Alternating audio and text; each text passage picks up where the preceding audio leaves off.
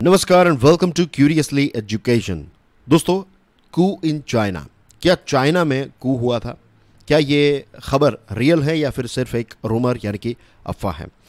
सितंबर के last week में हमारे देश के बहुत सारे टीवी चैनल्स के अंदर ये खबर आने लगी कि शायद चाइना में कू हुआ है। कू का मतलब होता है कि जब किसी देश की मिलिट्री जो है वो उस देश की भागडोर संभाल लेती हैं, गवर्नमेंट जो होती है उसको हटाया जाता है और मिलिट्री टेक ओवर कर लेती है, तो उसको कहते हैं कू। अब खबर ये आ रही थी हमारी टीवी चैनल्स पर कि चाइनीज़ मिलिट्री जो हैं उनके बड़े बड़े कॉन्वॉयज़ यानी कि ट्रक्स और टैंक्स जो हैं वो चाइना के कैपिटल में घुस चुके हैं और वहाँ पर बहुत सारी जगहों को ब्लॉक कर दिया गया है। हमारे जो एनआरआईज़ चाइना में रहते हैं उनको भी हमारे देश के जो उनके रिलेटिव्स हैं उन्होंने कॉल्स किए because they were worried about them. वो चिंतित थे कि रियल सिचुएशन जो है वो चाइना में क्या चल रही है। और हमारे एक डिप्लोमेट को जब पूछा गया कि क्या लग रहा है आपको, क्या चल रहा है, तो उन्होंने ये स्टेटमेंट दिया कि there is no smoke without fire. कहीं पर अगर धुआं निकल रहा है इसका मतलब यह है कि वहाँ पर आग तो लगी ही है। तो क्या एक्चुअली में चाइना में कू हुआ था? क्योंकि ये डिप्लोमेट ने ये एक ऐसी बात बताई कि there is no smoke without fire and this makes everything interesting. तो हकीकत क्या है? अब ये आग लगी है नहीं लगी है, लेकिन धुआं तो नज़र आया। यहाँ पर धुएं की जब मैं बात कर रहा हूँ तो I am talking about rumours, या फिर ये जो बातें चल रही हैं, तो ऐसी बातें क्यों आने लगी? Because of flight data. बहुत सारी फ्लाइट्स जो हैं, बीजिंग की फ़्लाइट्स को all of the sudden cancel किया गया। इसके साथ एससीओ की जो समिट हुई थी समरकंद जो उज़्बेकिस्तान में है, तो 17 सितंबर को ये मीटिंग हुई। हमारे प्राइम मिनिस्टर मोदी साहब भी इस मीटिंग में गए थे और शी जिनपिंग साहब भी इस मीटिंग में मौजूद थे। और जब ये मीटिंग ख़त्म हुई फिर वो अपने एयरक्राफ्ट में बैठते हैं और वापस चाइना की तरफ रवाना हुए। उसके बाद वो एक लंबे समय तक पब्लिक में दिखे ही नहीं। तो इसकी वजह से लोग जो है वो चर्चा करने लगे कि शी जिनपिंग के साथ क्या हुआ है, क्या उनको हटाया गया है, क्या ये कू हुआ है। ये सारी चीज़ें जो हैं वो टीवी चैनल्स में आने लगी। And let me tell you one more interesting fact. ये सारी चीज़ें जो हैं वो इंडियन टेलीविज़न में बहुत ज़्यादा घूम रही थी, लेकिन वेस्टर्न वर्ल्ड के अगर टीवी चैनल्स को देखें तो उसमें इतनी ज़्यादा चीज़ें जो हैं वो डिस्कस नहीं की जा रही थी। उसके पीछे भी कुछ तो रीज़न हुआ होगा। Will talk about that as well. अब दोस्तों, रियली में चाइना में क्या हुआ है? चाइना की जो पेंडेमिक पॉलिसी है वो आज भी उतनी ही स्ट्रिक्ट है। शेंजन नाम का जो उनका शहर है, वहाँ पर जब भी थोड़े बहुत केसेस आते हैं कोविड के, शेंजन तो यहाँ पर एग्जांपल दे रहा हूँ, this applies to Beijing, this applies to Shanghai या फिर दूसरे उनके जो बड़े सिटीज़ हैं, उनकी यही सिचुएशन है कि जब भी वहाँ पर कोविड-19 के थोड़े बहुत केसेस भी आते हैं तो उस पर्टिकुलर सिटी को आइसोलेट किया जाता है।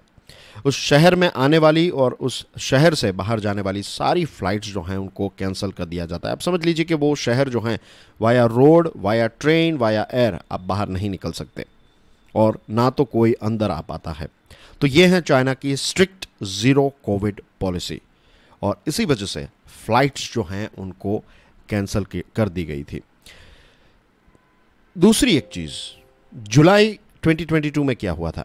जब शी जिनपिंग साहब जो हैं वो हांगकांग की यात्रा पर गए और हांगकांग की यात्रा के बाद जब वो वापस चाइना पहुंचे तो 10 दिनों के लिए वो आइसोलेट हुए थे, 10 दिनों के लिए। और सेम चीज़ यहाँ पर भी हुई है कि एससीओ की समिट ख़त्म करने के बाद उन्होंने अपने आप को आइसोलेट कर दिया। द रीज़न इज़ कि अगर दूसरे लोगों पर आइसोलेशन के रूल्स आपको अप्लाई करने हैं तो जो लीडर हैं उनको भी उन पर्टिकुलर रूल्स को फॉलो करना पड़ता है, इज़न्ट इट? यही चीज़ शी जिनपिंग साहब ने भी की। उन्होंने भी एससीओ की समिट खत्म करने के बाद उनका पब्लिक एक्सपीरियंस नहीं हुआ। उसके पीछे रीज़न है चाइना की ज़ीरो कोविड पॉलिसी।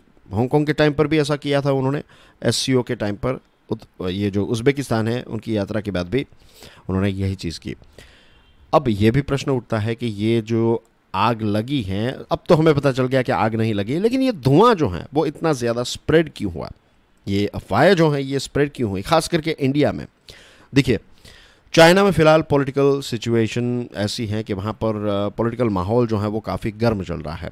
वहाँ पर एक बहुत ही इंपॉर्टेंट मीटिंग होने वाली है। दूसरी चीज़, एक ऑथोरिटेरियन देश जो हैं वहाँ पर इस प्रकार की चीज़ें जो हैं, ये कू होना जो है ये बहुत ही कॉमन माना जाता है।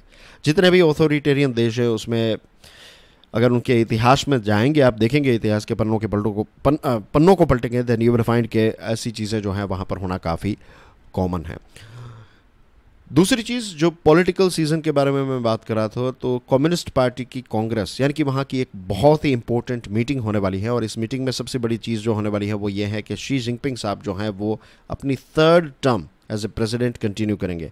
2nd टर्म जो है अभी ख़त्म होने को है, और ये जो कम्युनिस्ट पार्टी कांग्रेस की मीटिंग होगी, तो अभी तक जो खबरें हमें मिली है उससे हम यही कह सकते हैं कि 3rd टाइम भी वो प्रेसिडेंट के तौर पर अपना जो काम है उसको कंटिन्यू करेंगे। Is going to be the president for the 3rd time, right, of China. तो क्योंकि ये कम्युनिस्ट पार्टी कांग्रेस की मीटिंग होने वाली है, तो वहाँ पर ये ट्विटर अकाउंट्स और जो ऑनलाइन प्लेटफॉर्म्स हैं वहाँ पर काफ़ी सारी पॉलिटिकल बातचीत जो है वो चल रही है, and this is one of the reason कि ये धुआं जो है वो और ज़्यादा फैल गया। आग नहीं लगी थी, लेकिन धुआं जो है वो पैदा हो गया और ये फैलने भी लगा। ये सिचुएशन होगी, and this is pure because of this political season in China. अब प्रश्न ये उठता है कि हमारे देश में ही ये सारी खबरें जो हैं वो इतनी फटाफट स्प्रेड क्यों हुई? उसके पीछे रीज़न है दोस्तों। हमारे सिर्फ 4 करोड़ करस्पॉन्डेंट्स हैं चाइना में। The Hindu, press trust of India, Hindustan times और प्रसार भारती, और ये 4 भी सिर्फ एक ही शहर में हैं, and that is Beijing. Western world की मीडियाज़ जो हैं उनका स्प्रेड काफ़ी अच्छा है। बड़े बड़े शहरों में वो अलग अलग उनकी जो कंपनीज़ हैं, ये मीडिया कंपनीज़, मीडिया हाउसेस जो हैं वो वहाँ पर हैं और एक लंबे समय से हैं। तो अगर ऐसी कोई भी चीज़ आती है तो वो एक दूसरे के साथ टैली कर लेते हैं, it becomes much easier for them, और फिर जो सही है उनको फटाफट पता चल जाता है। कोई गलत चीज़ है तो भी उनको पता चल जाती है। हमारे केस में ऐसा नहीं है। अगर 4 की जगह पर हमारे 40 करस्पॉन्डेंट होते और अलग अलग शहरों में होते, तो शायद ये जो रूमर हैं उसकी शुरुआत हुई, लेकिन उसका पीक जो है वो एक लंबे समय तक रहा, और उसके बाद ये इसका डाउनफॉल आया। वरना अगर 40 करस्पॉन्डेंट होते, ये 4 वाले केस में ऐसा हुआ, 40 होते तो ऐसा होता कि रूमर जो है वो आती, लेकिन उसके बाद उसका फॉल भी फटाफट हो जाता। लेकिन ऐसा हमारे देश में हुआ नहीं, and the main reason is this that we have only 4 Indian correspondents in China, and that too in Beijing. तो आई होप आज के इस डिस्कशन से आपको ये चीज़ जो है वो क्लियर हो गई है कि ये अफवाह थी और कुछ नहीं। And I'll bring some more interesting videos for you guys. Do consider subscribing Curiously Education. I'll see you soon. Till then, enjoy your studies. God bless you all. Jai Hind.